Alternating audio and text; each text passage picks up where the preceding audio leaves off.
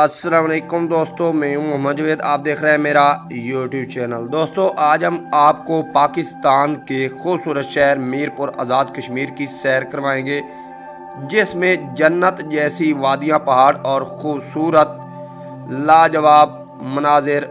ये लोग पहाड़ों में ज़िंदगी कैसे गुजारते हैं, मीरपुर की तारीख क्या है, ये किसकी मलकियत था, अब ये पाकिस्तान के किस हिस्से में वाक़या है, ये अपनी खूबसूरती की वजह से इतना मशहूर क्यों है। यहाँ के सादा लोगों की शादियों पर भी एक नज़र डालेंगे कि ये लोग शादियाँ कैसे करते हैं, इनका रस्म व रिवाज क्या है, यहाँ कौन सी फसलें होती हैं, लोगों का ज़रिया मुआश क्या है, ये लोग यहाँ कैसे ज़िंदगी बसर करते हैं। इन सब सवालों का जवाब देंगे और आपको हकीकत से आगाह करेंगे कि अगर आप न्यू आ रहे हैं तो हमारे चैनल को ज़रूर सब्सक्राइब लाइक कर लें, ताकि आपके एक लाइक सब्सक्राइब से हमारी हौसला अफजाई होती है। आओ आप चलें, निकलते हैं आज़ाद जम्मू कश्मीर की खूबसूरत वादी मीरपुर की सैर पर।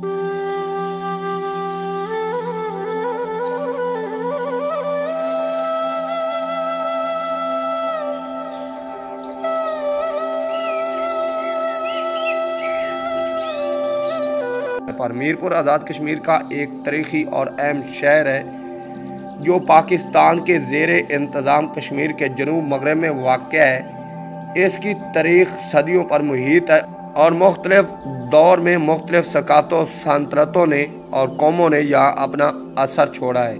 मीरपुर का इलाका कदीम दौर में मुख्तलिफ राजपूत रियासतों का हिस्सा रहा है। ख़ास तौर पर डोगरा ख़ानदान और कक्कर कबीला यहाँ गालिब रहे हैं। यहाँ बौद्ध मत के आसार भी मिलते हैं, जो ज़ाहिर करते हैं कि ये इलाका बौद्ध मत मज़हब के दौर में भी आबाद रहा और अहम समझा जाता था। मुग़ल सल्तनत के दौर में ये इलाका मुख्तलिफ मुग़ल गवर्नरों के ज़ेरे इंतज़ाम था। ज़राई और तिजारती लिहाज से मुग़ल दौर में इसकी अहमियत बढ़ती गई। 19वीं सदी के अवल में महाराजा रंजीत सिंह के सिख राज के ज़ेरे तसल्लुत आया। इस दौर में मीरपुर को इंतज़ामी लिहाज से तरक्की दी गई। 1846 जम्मू कश्मीर की रियासत गुलाब सिंह को बेच दी गई और मीरपुर इस रियासत का हिस्सा बन गया। डोगरा हुक्मरानों ने यहाँ का इंतज़ाम संभाल लिया और इसे रियासत जम्मू कश्मीर का एक ज़िला के तौर पर मुनज़्ज़म किया। 1947 में बरे सगीर की तकसीम के वक्त मीरपुर एक अहम मकाम बन गया। यहाँ एक शदीद और खूनी तनाज़ा हुआ, जिसे मीरपुर का सांझा कहा जाता है, जिसमें कई गैर मुस्लिम मारे गए और हिजरत कर गए। नवंबर 1947 में मीरपुर पर पाकिस्तान कबायली मुजाहिदीन और मकामी लोगों ने कब्ज़ा किया और इसे पाकिस्तान के ज़ेरे इंतज़ाम इलाकों में शामिल कर लिया। मीरपुर को 1949 की दिहाई में एक बार फिर नुमाया अहमियत मिली, जब मंगला डैम की तमीर हुई। इस मंसूबे के लिए हज़ारों अफराद को नकल मकानी करनी पड़ी और मीरपुर का कुछ हिस्सा ज़ेरे आब आ गया। मंगला डैम के बहस बहुत से मीरपुरी ख़ानदान ने बरतानिया हिजरत की। आज मीरपुर को छोटा इंग्लैंड भी कहा जाता है, क्योंकि बरतानिया में आए पाकिस्तानियों की बड़ी तादाद का तल्लुक़ यहाँ से है। बरून मुल्क मुकीम मीरपुरी अफराद की सरमायाकारी से यहाँ तमीरात, तलीम और दीगर शोबों में नुमाया तरक्की हुई है। मीरपुर आज़ाद कश्मीर आज एक अहम ज़िला है, जिसकी कुल आबादी 2024 की रिपोर्ट के मुताबिक 5,50,000 से 6 लाख के करीब है। 2017 की मरदमशुमारी के मुताबिक मीरपुर की आबादी तकरीबन 5 लाख थी, लेकिन इसके बाद आबादी में मुसलसल इजाफा हुआ।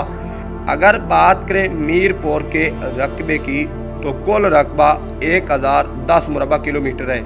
दोस्तों, अगर बात करें इनके ज़रिए मुआश की, तो इनका ज़रिए मुआश मीरपुर के लाखों अफराद बरून मुल्क, ख़ास तौर पर बरतानिया में मुकीम हैं और ख़ास अच्छा पैसा कमाते हैं। बरतानिया में मुकीम मीरपुरी अफराद यहाँ ज़मीन व जदाद, कारोबार, तलीमी इदारे और दीगर मनसूबों में सरमायाकारी की है, जिससे अब मीरपुर खुशहाल इलाका समझा जाता है। बरून मुल्क से आने वाली रकम की वजह से घरों, प्लाजों, शॉपिंग सेंटर और दीगर तमीराती मंसूबों में रोज़गार के बहुत से मौके मौजूद हैं।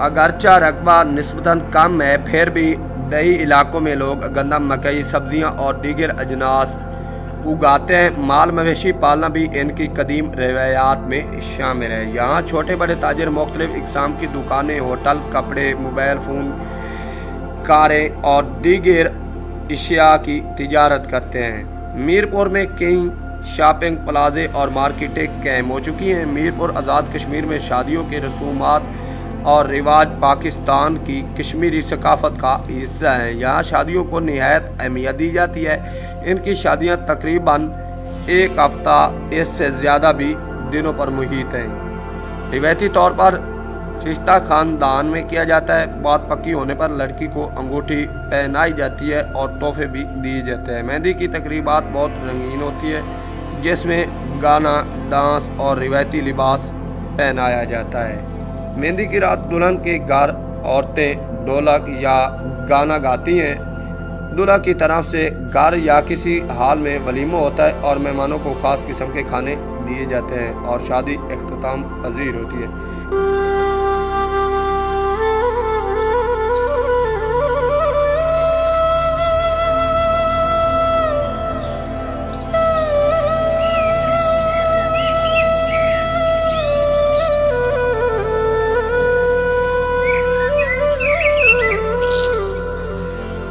दोस्तों, अगर मेरी आपको ये छोटी सी काविश पसंद आई होगी तो ज़रूर हमारे चैनल को लाइक करें, सब्सक्राइब करें। नेक्स्ट वीडियो लेकर हाजिर होंगे, तब तक के लिए अल्लाह हाफ़िज़, अल्लाह निगहबान।